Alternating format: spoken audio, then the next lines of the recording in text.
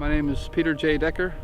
I was born and raised in Joe Arm, Fogo Island. I do inland hiking, offshore boat tours, and recently I started the artist studio tours. The artist studios are used for the artists to do their work, and the artists themselves live in the nearest community, so they can walk to and from the studios.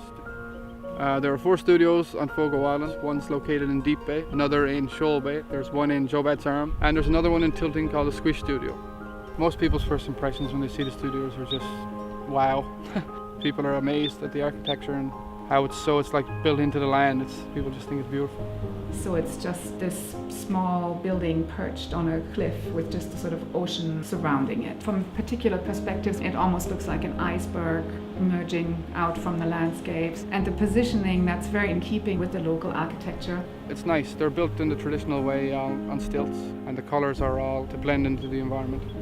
The aesthetics of all the studios, I think, are interesting because they're very contemporary, kind of modern-looking buildings, but then they're just that little bit more extreme. Well, obviously, they're all off the grid, they're all completely self-sufficient. Generally, they have an area to sleep. They have water that's brought in there, a wood stove, wood supplied, and all ran on solar power, and very low impact to the environment. I would say my favorite one is definitely the one that I'm working in. You always see different birds. I've seen butterflies. There's lots of kind of wildflowers appearing. There might even be whales visible here. And it's a constantly changing experience. And I do kind of want to go out on hikes most of the time when the sun comes out. So I'm trying not to be distracted by it, I guess.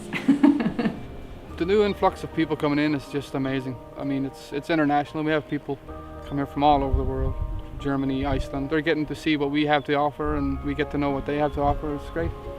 I live in a local community, maybe a 5-minute drive away, called Joe Arm, and it feels like there's a lot of openness from the people in the community. They sort of welcome you into it. They're aware that you are new, obviously. You don't really feel isolated or alone because of that. People remember you if you go to the shops and they wave at you in the street, or they stop for little chats, and so it's really very it's a very welcoming place to come to, for sure.